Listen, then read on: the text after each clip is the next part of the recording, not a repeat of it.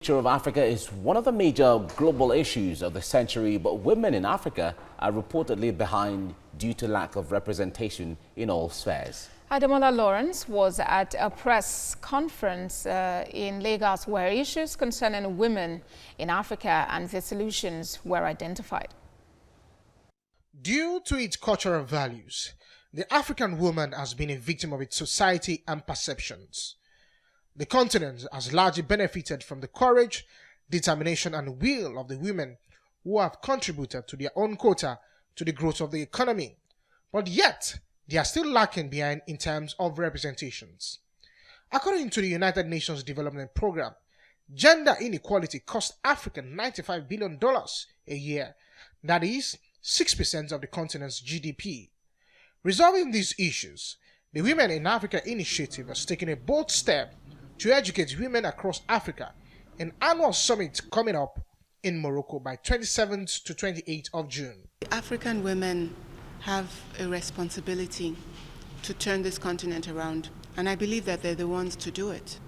Indeed, all the information we have tell us that by the 21st century, in a mere 81 years, Africa's population will represent 50% of the world's population. So for every 2 human beings we have in the world, 1 will be an African. If we're concerned about the state of the human race, then we have to be concerned about the state of Africa.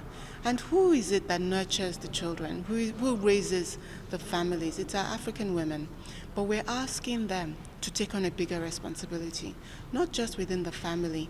Now we're saying, actually, grow these economies. The initiative, which is majorly targeted at women in Africa, also believe that African women need to get into politics to make a global impact. We want to change that story around. We need to adopt affirmative action. It's what Rwanda did, it's what South Africa did, and all of them have much better representation of women in their government.